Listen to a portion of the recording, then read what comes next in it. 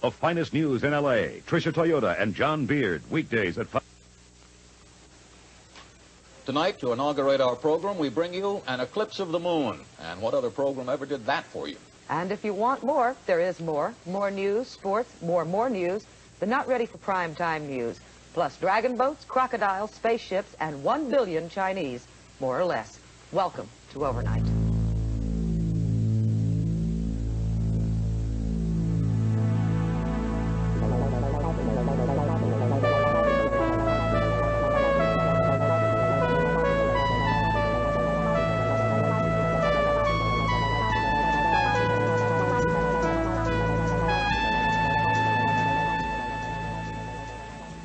There is an eclipse of the moon tonight, the longest total lunar eclipse since 1859. Despite rumors to the contrary, it was not arranged by anyone on this program, but we will show it to you as it goes along. There is one thing that could be different about this eclipse. Because of a huge dust cloud caused by a volcanic eruption in Mexico 2 months ago, no one is quite sure what color the moon will be during the eclipse. Normally it would be reddish, but that could change. We all get to find out together. Over the centuries, we have attempted to explain a lunar eclipse in a variety of ways, almost none of them having much to do with fact. Depending on whose myth you favor, the eclipse happens because a giant frog, bat, snake, dragon, or toad eats the moon for a while. Now, of course, we know differently, but I warn you, the frog story is better. Nevertheless, for the less whimsical, Dr. William Gutch of the Hayden Planetarium will now take the fun out of it.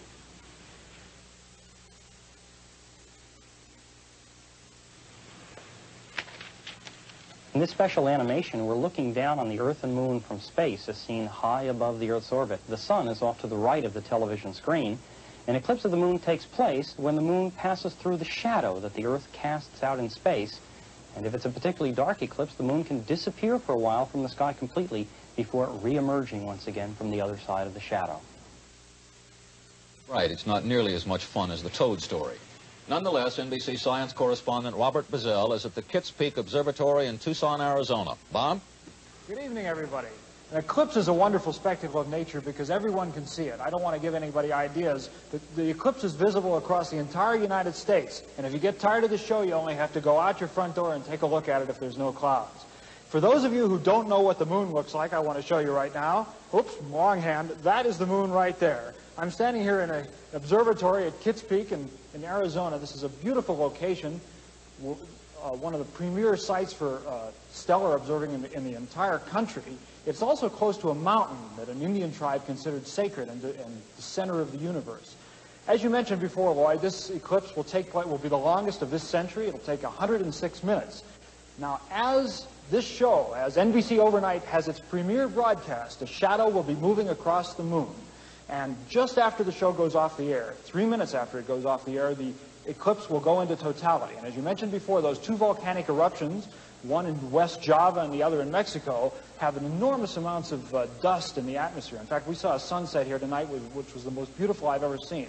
And that same effect, the distortion of light through the atmosphere, will distort the light as it goes through the atmosphere and hits the moon during the eclipse, and it could be any color. We'll have to stay tuned to find out.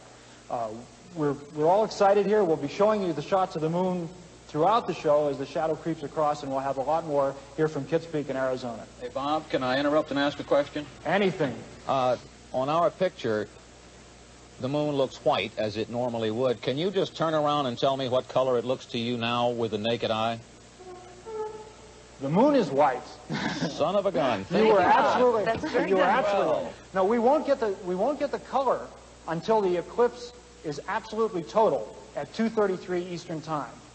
For the next hour, as the shadow moves across the moon, and if you have a close-up shot of the moon, if you look at it, you can see that the shadow has begun to move across the moon from the lower left-hand corner. It's starting to go across. But it's only when the moon is completely obscured that we'll start to see those colors, and we'll have to find out what they are.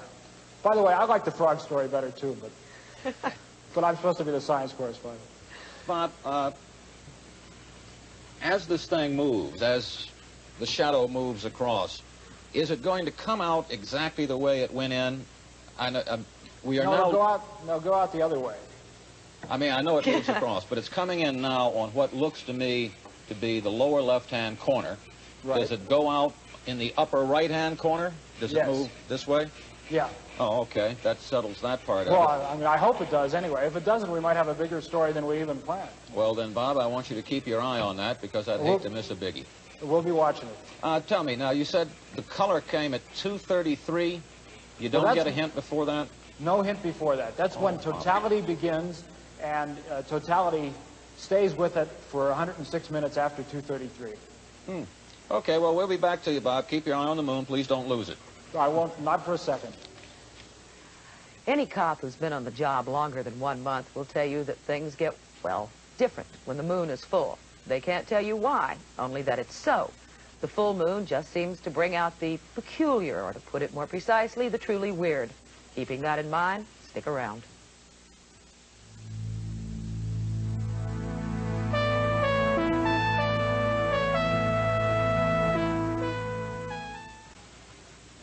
This is Overnight, and there is a moon out tonight that is going to go out. It is going to be the longest lunar eclipse of the century, and if you'd like to see it, stay indoors with us. It's the best seat in the house. It may be moonlight outside, but it's daylight now in Beirut, and the beginning of the second month of the Israeli invasion. There is a ceasefire of sorts, said to have been arranged by Philip Habib, President Reagan's representative in Beirut. Today also is the second day of a strike by Palestinian Arabs on the West Bank. We have two reports. Martin Fletcher has a story from the West Bank, but first, Rick Davis in Beirut.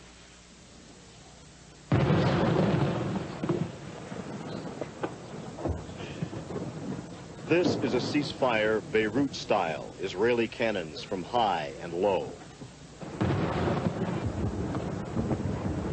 This is both a psychological war and a physical war.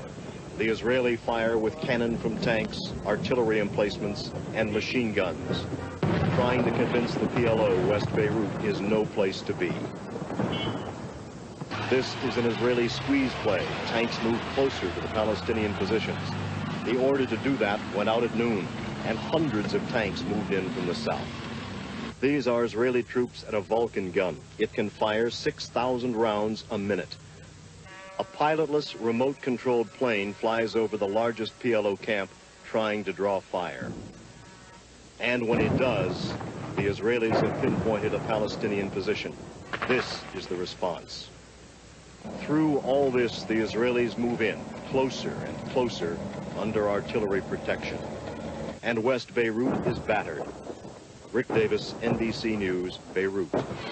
One alley in the marketplace of Nablus sums up the bitterness on the West Bank. Young Palestinian Arabs taunt Israeli border police the second day of a strike aimed against the invasion of Lebanon. Police respond by aiming automatic rifles directly at the demonstrators, hoping to clear the alley. They succeed, but not for long. Stones and rocks fall short.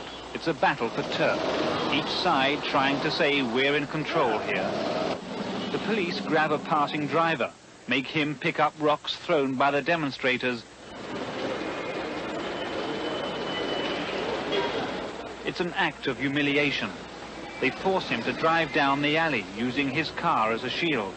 The Arabs run away, only to return minutes later to throw more stones, damaging the car. There's no winner, just more bitterness. Above, a border policeman aims his machine gun at other demonstrators to frighten them away. It appears light-hearted, but 15 hours earlier in the same town, 2 Arab youths were killed and others wounded when the confrontation became too serious and the police opened fire. The Israelis constantly try to isolate the ringleaders. They emerge from the alley with one prisoner, hoping tough treatment will discourage more trouble. But as tension grows in Beirut and on the West Bank, it seems a vain hope. Martin Fletcher, NBC News, Tel Aviv. A little piece of the war in Lebanon spread to New York City Monday night. 2 pipe bombs exploded. One went off at the French consulate, breaking a lot of glass but doing no other damage. Then, within a minute or so, a block away, a second bomb went off at the Lebanese consulate. Again, broken glass, not much else. A caller said the bombs were placed by the militant faction of the Jewish Defense League. Lebanon's offense was that the PLO is there, and France had invited PLO leader Yasser Arafat to talk. This is one of those "it began as a small problem" stories. Just a small crack in one of Iowa's largest grain elevators. Bev Chapman and a crew from KMTV in Omaha went up in a helicopter to get a good picture. They got considerably better than that. Watch. A 90-foot grain elevator bin that had been leaking corn from a 3-foot-long slit in its side since Sunday buckled and collapsed before a TV camera in western Iowa today, spilling 500,000 bushels of corn. It blew. We got it. It blew. We got it on tape. Workers at the Lake and Grain Company in Whiting had been working to strengthen the bin and protect a state highway and homes nearby when the collapse occurred. No one was injured. Traffic on a Chicago Northwestern rail line was stopped.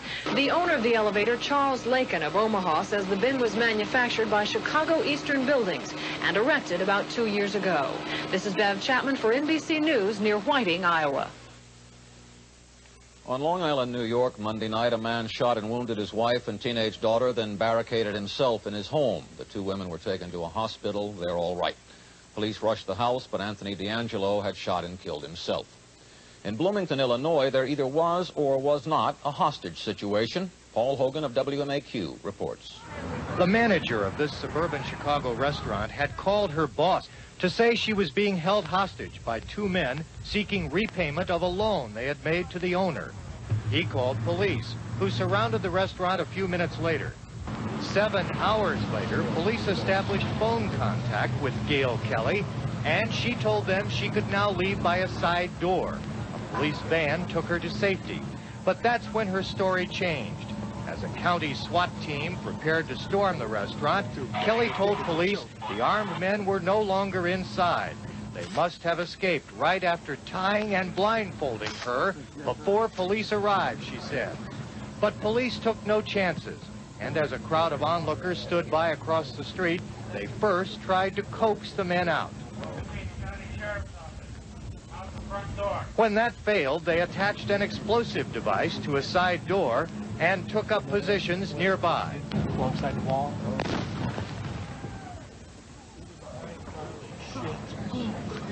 Donning gas masks as they stormed inside, the SWAT team discharged tear gas canisters. Still, no one else was found, even though the restaurant owner was later taken inside to help police search. In 92-degree heat, 2 police officers fainted during the 11-hour ordeal. Authorities are questioning the manager to determine if the alleged hostage-taking was for real or a hoax. Paul Hogan for NBC News, Chicago. The Environmental Protection Agency isn't what it used to be. Its powers and its programs have been abbreviated in recent years, and the agency, according to the agency, lacks money. Therefore, it struck most people a little bit odd to learn today that the EPA is spending $221 a day to teach its executives how to handle the media. Because, says the agency, it needs the publicity. It's worked so far. And now, more news of the day at night on a reel.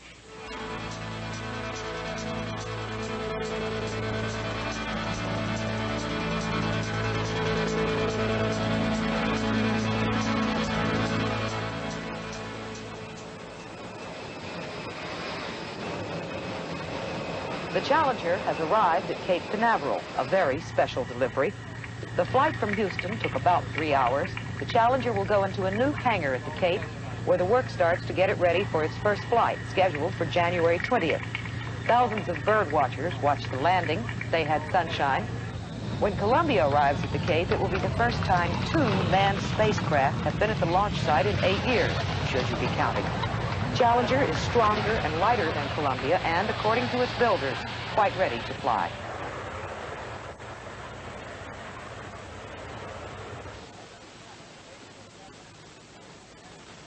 A California truck driver went a lot higher in his lawn chair than he meant to. 33-year-old Larry Walters tied his lawn chair to 40 weather balloons on one side and a rope attached to his girlfriend's roof on the other side. There he sat last Friday until the rope broke. He floated away, much to his girlfriend's upset. Are you sure you're okay? There's planes up there. We can hear them. Are you okay? I'm okay. I'm going through a thin fog layer. Over. My altitude's 1,500 feet. See marine line right now. So you can see marine line. So you're heading toward... Oh, my God. You're going towards the ocean already. Hey, everybody down here says to cut it and get down now. Cut your drones and come down now. Everyone wants you down now. Mr. Walters did not come down now. He reached 16,000 feet, got cold, shot out some of the balloons with a BB gun, and came down unharmed. Polish Roman Catholic Archbishop Joseph Glimp arrived in Rome. After speaking with reporters, he went straight to the Vatican. The Archbishop has been discussing with the Polish government the plans for the Pope to visit Poland next month. He feels the visit will take place.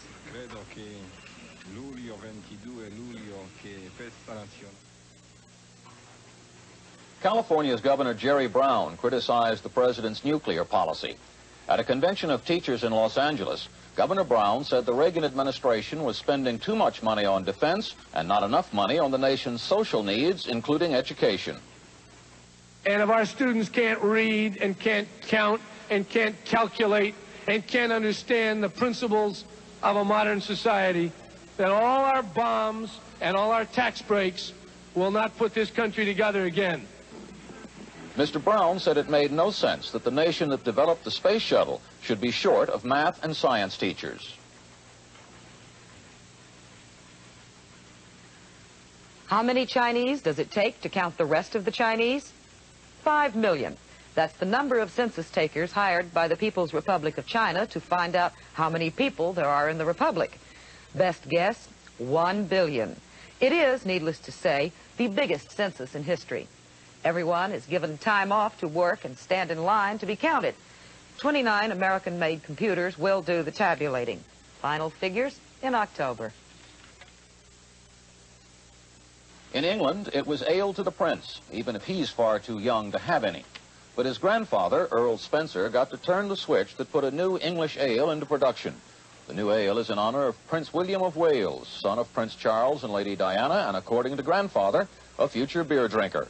He's a very healthy baby. That's all that matters, really. Very healthy baby. He'll be grown to a good beer drinker later on. Grandfather will teach him.